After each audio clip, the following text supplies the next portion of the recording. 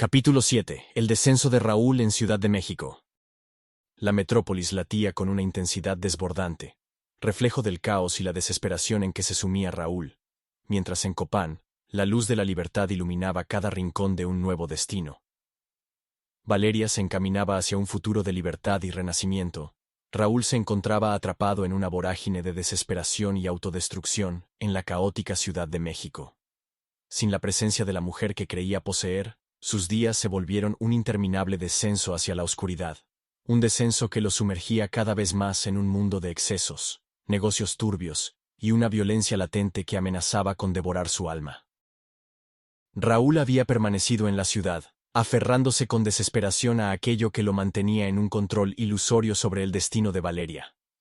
Pero al ver cómo ella había roto las cadenas del sometimiento para abrazar su pasión por la arqueología y la vida, su mundo se desplomó. Lo que alguna vez fue un orgullo y una determinación férrea, se transformó en resentimiento, furia y un vacío inabarcable. Cada rincón de la capital parecía recordarle su fracaso.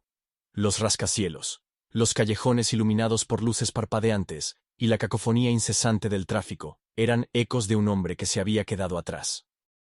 En las noches, Raúl se refugiaba en bares mal iluminados, donde el humo del licor se mezclaba con las sombras de un ambiente decadente. Aquellas tabernas, testigo de risas vacías y susurros de negocios ilegales, se convirtieron en su segunda casa. Allí, entre el tintinear de vasos rotos y la música distante de algún bolero triste, se entregaba a beber sin medida, intentando ahogar el dolor de la pérdida. La bebida se transformó en su compañera constante.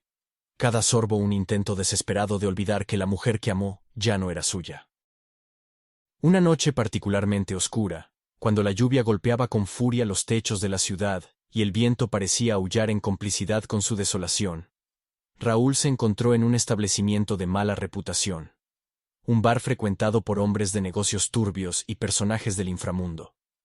El lugar estaba impregnado de un olor a alcohol derramado y cigarrillos apagados, y en sus rincones se podían entrever rostros endurecidos por la vida. Era el escenario perfecto para alguien que, como Raúl, se había rendido ante la autodestrucción. Sentado en una mesa desvencijada, con la mirada perdida y la voz arrastrada por el licor, Raúl apenas podía recordar el motivo de su furia, salvo un puñal de traición que se clavaba en su pecho cada vez que recordaba a Valeria. La imagen de ella, libre en Copán, era una herida abierta que su orgullo no podía sanar. En ese momento, su mundo se volvió aún más oscuro cuando un hombre de mirada fría, un mafioso conocido en esos círculos, se le acercó para conversar. «Oye, Raúl», dijo el mafioso con tono cortante y sin rodeos, «¿cómo es que esa mujer se atrevió a abandonarte? ¿Crees que no hay precio para la traición?» El comentario golpeó a Raúl como un disparo en la oscuridad. En su estado de embriaguez, entre el humo y la rabia, comenzó a soltar insultos contra Valeria, palabras llenas de un resentimiento que apenas podía contener. «¡Valeria!», gruñó Raúl con voz temblorosa y furiosa. «¡Vas a pagar por este desmadre! No sabes lo que significa perder lo que uno es dueño». El mafioso se rió, una risa áspera y desprovista de compasión, y replicó con desdén. «Mira, amigo, en este negocio nadie se queda con todo sin pagar el precio. Tu mujer ha decidido tomar su propio camino, y eso, créeme, no queda impune». La conversación se volvió un torbellino de insultos y amenazas en medio de la borrachera. Raúl, con cada palabra, se hundía más en la desesperación y la autodestrucción.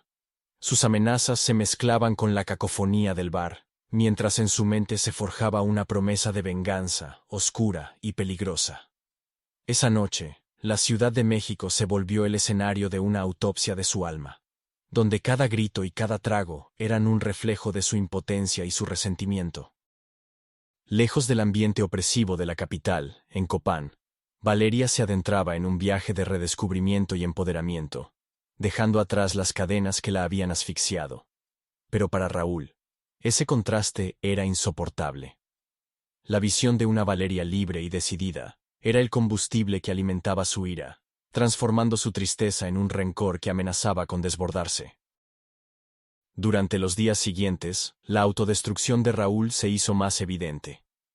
Las calles de la Ciudad de México, con sus luces parpadeantes y su incesante bullicio, se convirtieron en su infierno personal. Cada esquina, cada bar, era un recordatorio de su fracaso, y en cada encuentro, la sombra de su desesperación crecía. En reuniones clandestinas, en transacciones ilícitas y en conversaciones cargadas de amenazas, Raúl se sumergía más y más en un mundo donde la venganza se volvía su única razón de ser. Las promesas de que Valeria pagaría por su traición resonaban en su mente, marcando el inicio de una espiral de violencia y caos. El ambiente en los barrios bajos y en los ambientes del inframundo se teñía de una violencia casi palpable. Los negocios sucios, las transacciones ilegales y el ambiente corrupto formaban un mosaico oscuro en el que Raúl se perdía.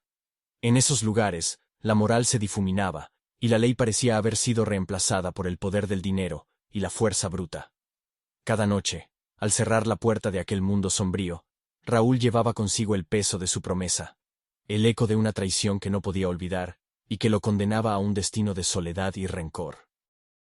La narrativa de su autodestrucción alcanzó un clímax en una noche de tormenta, en la que la Ciudad de México se sumió en una lluvia torrencial que parecía limpiar, pero también intensificar, sus propias cicatrices.